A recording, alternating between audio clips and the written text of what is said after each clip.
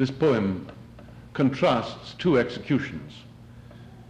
The details of the first were conflated by me and were taken from details of several executions that took place in England in the Renaissance. They include Bishops Latimer and Ridley, but there are others too. And the second is described as accurately as I could do it from a book written by a man who survived 5 years in the Buchenwald concentration camp during the Second World War. The title of the poem, More Light, More Light, these words are reputed to be Goethe's last words. No one knows exactly what he intended to mean by them, and he may have meant something very innocent and unimportant indeed. But those who admire German culture and enlightenment like to believe that he was referring to something of that sort.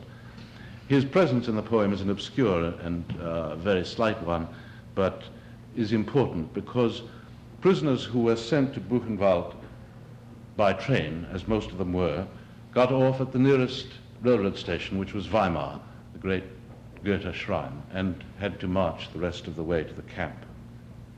More light, more light.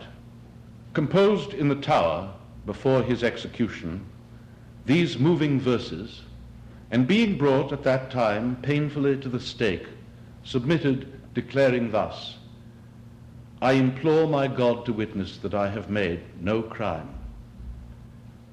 Nor was he forsaken of courage, but the death was horrible, the sack of gunpowder failing to ignite.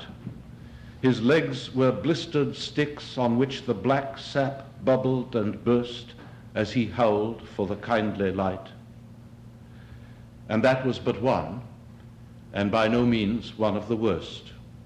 Permitted at least his pitiful dignity, and such as were by made prayers in the name of Christ that shall judge all men for his soul's tranquility. We move now to outside a German wood. 3 men are there commanded to dig a hole in which the 2 Jews are ordered to lie down and be buried alive by the 3rd, who is a Pole. Not light from the shrine at Weimar beyond the hill, nor light from heaven appeared, but he did refuse. A Luger settled back deeply in its glove. He was ordered to change places with the Jews.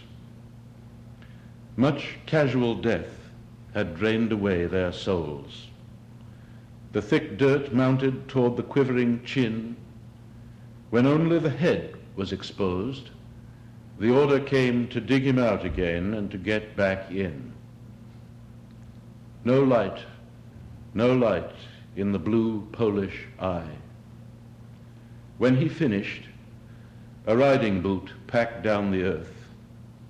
The Luger hovered lightly in its glove. He was shot in the belly and in 3 hours bled to death.